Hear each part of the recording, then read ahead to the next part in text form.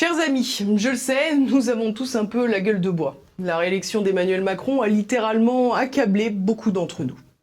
C'est vrai, il faut l'avouer. Cette fois encore, le système, le rouleau compresseur des médias dominants ont été plus forts.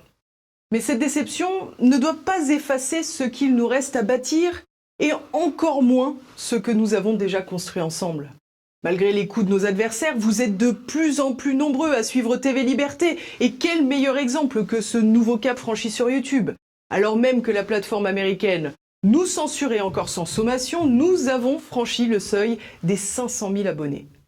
C'est un succès que TV Liberté tient de sa longévité, mais surtout de la confiance que vous avez pu placer en nous, grâce à une information honnête, une information sans caricature ni conflit d'intérêts.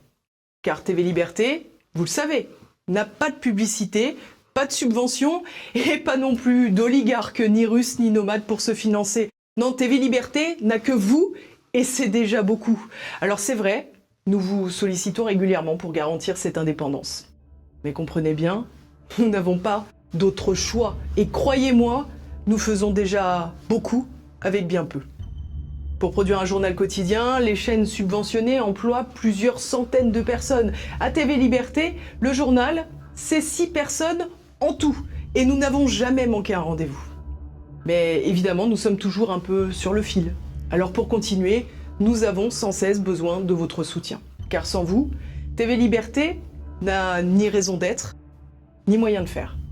Alors dès à présent, donnez-nous un coup de pouce. Cliquez sur le lien qui s'affiche ici, juste au-dessus, et aidez-nous. Je compte sur vous.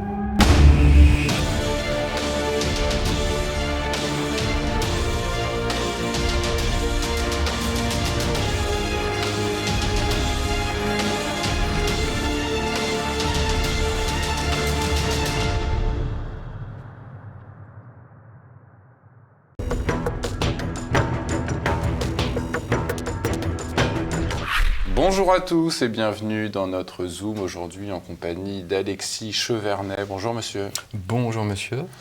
Merci Alexis Chevernet, vous publiez ce roman aux éditions du Verbe Haut, Le goût du silex.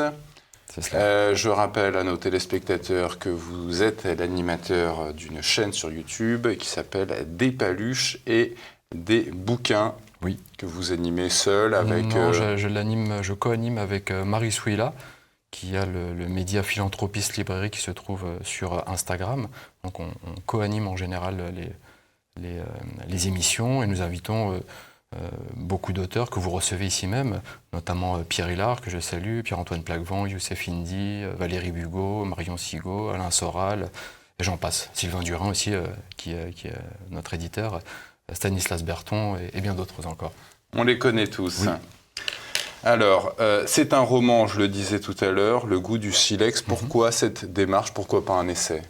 Alors déjà, pour rappeler le début de cette chaîne, parce qu'il y a un lien avec la chaîne, c'est une chaîne qui s'est orientée vers la bibliophilie, donc le vieux papier, l'objet livre. Donc je souhaitais donner goût à la lecture aux personnes qui me regardaient, donc je montrais mes ouvrages, des ouvrages anciens, qui comportaient des dédicaces d'auteurs plus ou moins connus, des livres reliés, dirions-nous. Et j'ai lu, je suis un lecteur boulimique, j'ai énormément d'ouvrages, notamment du roman, aussi des essais, des ouvrages historiques, et je me suis dit un jour, pourquoi pas moi? On me dit, ça n'arrive qu'aux autres, alors je me suis lancé, et je me suis lancé par le biais de Francis Cousin, car Francis Cousin est un ami de quelques années, et il m'avait fait faire un exercice sur mes meilleurs souvenirs et mes pires souvenirs de mon existence, et j'ai poursuivi l'exercice avec un texte un peu plus long sur mes meilleurs souvenirs, un chapitre, 2 chapitres, 3 chapitres, ce qui a donné un roman ensuite. Donc je le dois à Francis Cousin. D'accord, donc on se lance dans un roman comme ça, où on ne fait pas de plan, on se lance comme ça. Alors j'avais pas vraiment de plan, sauf des bribes, des idées liées à mes souvenirs, mais aussi j'avais envie de faire quelque chose, vous savez, un retour un petit peu au Hussard, aussi à Rabelais, à des auteurs tels qu'Albert Simonin, Albert Parras, Louis Ferdinand Céline. Et je voulais qu'on retrouve cette gouaille et cet humour français qui nous habitait, que l'on ne trouve plus aujourd'hui dans la littérature. Donc c'est ça vraiment qui m'a lancé, qui m'a habité. Donc ce roman se veut Humoristique. humoristique, truculent, je dirais même. Et j'espère que les auteurs, pas les auteurs, excusez-moi, pardon, les lecteurs s'en trouveront satisfaits et rassasiés. Alors, c'est un ouvrage sur une fresque sur la France révolue des années 80, l'exode rural des jeunes générations, l'uniformisation du monde. Justement, cette uniformisation, elle passe par une modification, voire une dénaturation de l'esprit des peuples vers ce qu'on appelle le matérialisme. Quand est-ce que ça a commencé, ce mouvement, en France ? On va dire que ça remonte, c'est vrai qu'on accuse toujours 1789, mais réellement, on part de 1789 jusqu'à après-guerre. On va dire le plan Marshall est venu vraiment détruire la ruralité, à mon humble avis. Les gens ont accepté l'arrivée du capital américain en France. Exactement, voilà, c'est ça. C'est à partir de cet instant-là qu'il y a eu une accélération dans les campagnes, notamment avec les paysans. J'écris sur ma famille, car la plupart étaient soit éleveurs ou agriculteurs. Certains sont morts par les épandages de produits, donc des leucémies, il y a eu des suicides aussi. Donc c'est ce point de départ, on va dire après-guerre, le plan Marshall, qui a, on va dire, ruiné la paysannerie française, un peu comme la paysannerie anglo-saxonne aussi. Hein. Il ne reste plus rien en Angleterre. La grand-mère de votre héros, elle dit « Être de gauche, c'est avant tout renier la France et ses racines ». Pourquoi, en quoi c'est renier la France que d'être de gauche ? La gauche, on est purement dans le progrès, hein, et le progressisme renie et veut que la France ne soit plus ce qu'elle est, donc renier son âme, cet état d'esprit français. Donc la gauche s'est attelée depuis toujours, on va dire, à abîmer ce pays, abîmer ce peuple, abîmer sa culture. Et l'esprit de droite, si je puis dire, parce que personnellement, je n'aime pas me positionner dans un mouvement comme celui-ci, mais puisqu'on reste dans un mouvement purement républicain, et, la gauche a vraiment détruit ce substrat français que tente de ramener aujourd'hui la droite ou d'autres esprits, on va dire, plus traditionnels. Je pense notamment aux royalistes, ou des gens qui peuvent se trouver à la Fraternité Saint-Pédis, Saint-Nicolas du Chardonnay, ce type de population. Ça passe par quoi, ce progrès de la gauche dans la société française ? Alors, il va passer par l'acceptation et les différences que l'on peut trouver chez autrui. Bon, vous connaissez tout ce qui est LGBTisme, la grossophobie, l'antiracisme positif, le véganisme, toutes ces têtes qui sont les têtes d'un hydre, ou d'une hydre, pardon, mondialiste, et qui progressivement abîment, cassent, ruinent l'état d'esprit français et même du monde entier. Hein.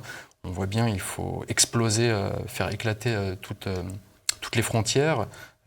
Les pays n'ont plus leur droit régalien. Notamment la France, je pense qu'il y a un point, un point nodal, qui est un point stratégique par rapport au monde, qui est sûrement lié à la Révolution française, à 1789, et les droits de l'homme, qui ont été infusés à travers le monde, et jusqu'à aujourd'hui d'ailleurs. Vous expliquez aussi dans votre ouvrage comment la ruralité décline à partir des années 70. C'est quoi ? C'est Giscard qui a lancé ce mouvement de fin de la ruralité française ? Il y a eu mai 68, mais avant, on a eu aussi De Gaulle avec Pompidou, donc issu des Rothschild, qui était Premier ministre. Il y a un ouvrage d'Henri Coston, que l'on peut trouver dans les librairies amies, telles que Librairie Française, Librairie Vincent ou la Nouvelle Librairie, qui s'appelle La France à l'encan, où Coston explique comment la France a été vendue, démantelée, démantibulée progressivement et vendue aux États-Unis. Ce qui se passe aujourd'hui, hein, toujours, on est en train de poursuivre son démembrement, donc ça ne date pas d'aujourd'hui, ça date vraiment d'hier. Donc ça a commencé sous De Gaulle, qui lui-même était assez opposé au fait que les Américains puissent faire main basse sur la France. C'est ça. Il a vendu progressivement avec l'aide de Pompidou, et Pompidou, après, durant son mandat, a progressivement poursuivi. On pourrait comparer Pompidou à Macron, hein, quelque part. Il y a quelque chose qui est similaire. Oui, une filiation. Oui. Comment vous expliquez que les jeunes adhèrent autant à ce rejet de la ruralité ? On leur présente la France comme un pays archaïque. Qui dit archaïque dit chauvin, dit raciste, si l'on peut dire.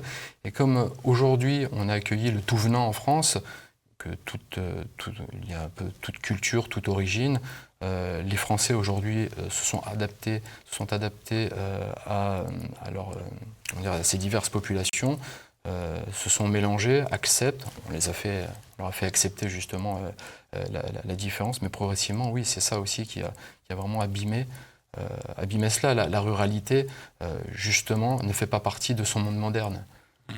Alors, il y a quand même des gens qui tentent, par un sursaut, de faire leur retour au rural, mais on est face à des gens de gauche, des bobos, qui pensent que la ruralité est quelque chose de simple à vivre, que l'on peut être autonome avec un petit potager ou quelques arbres fruitiers, alors qu'il n'en est rien. Moi-même, j'ai mes arbres fruitiers, mon potager, je cultive à mes heures perdues, et ce n'est pas forcément évident. On ne peut pas couvrir toute une année, même pour une famille. Aujourd'hui, il faut être un winner, donc le winner, il n'a pas à monter sur un tracteur, quoi.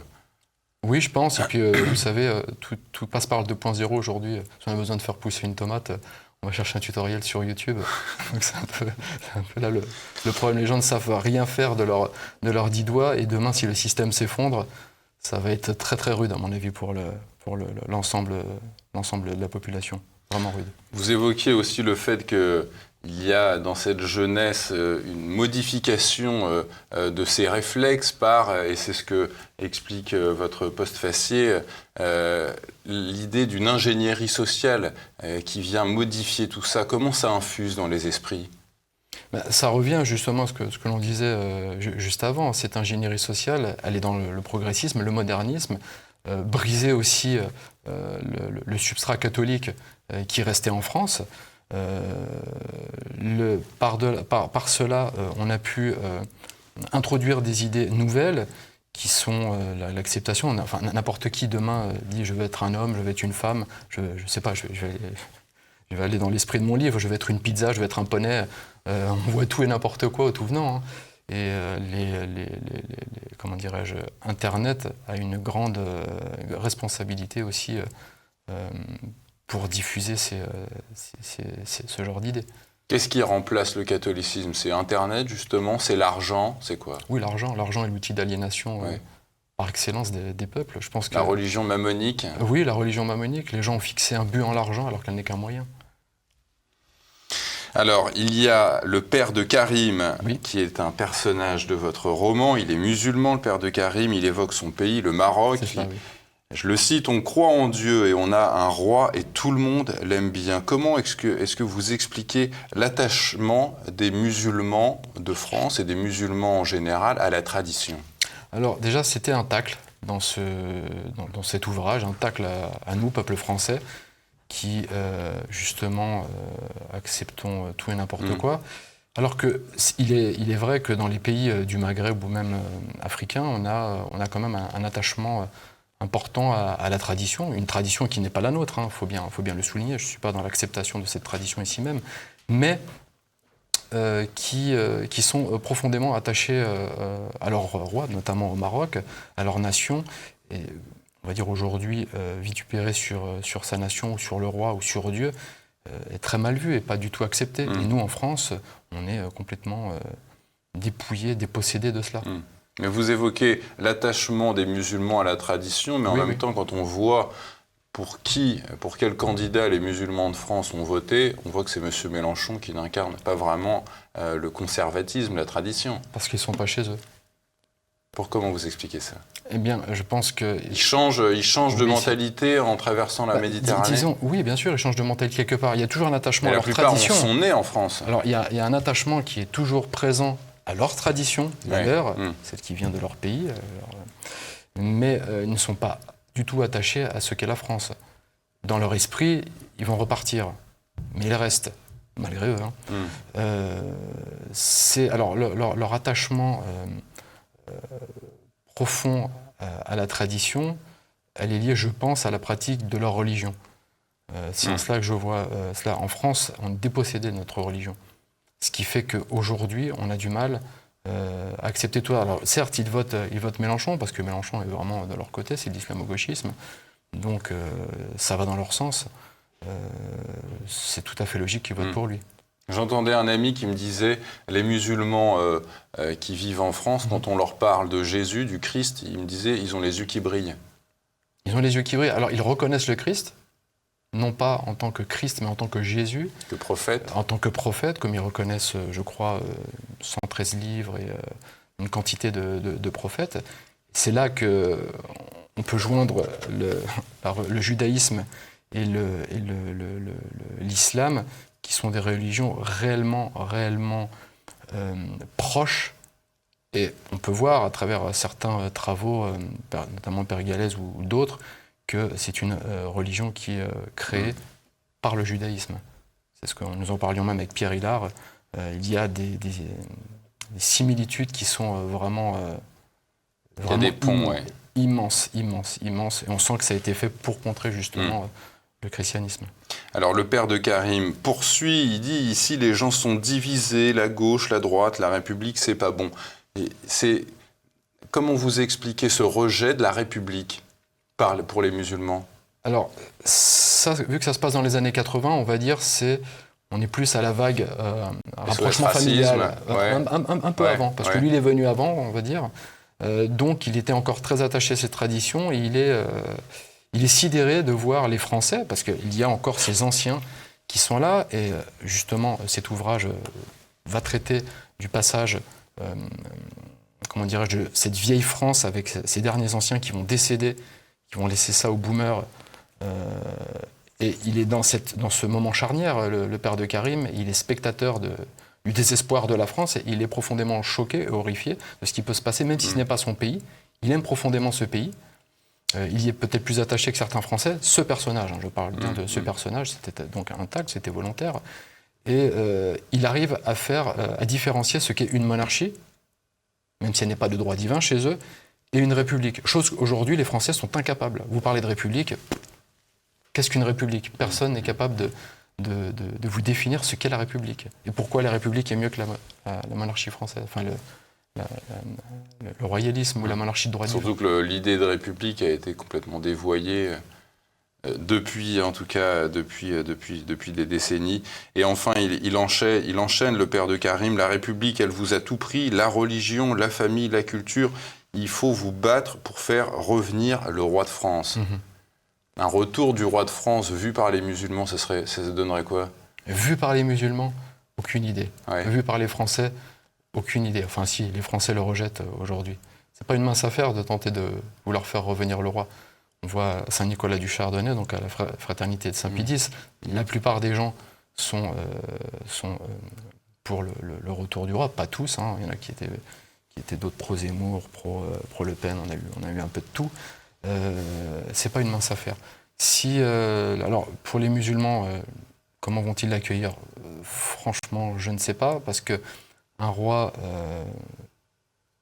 se réclamant de monarchie de droit divin, qui veut remettre de l'ordre, comme Louis XIV a pu remettre de l'ordre dans son royaume en son temps, ça veut dire qu'il va falloir beaucoup de sacrifices.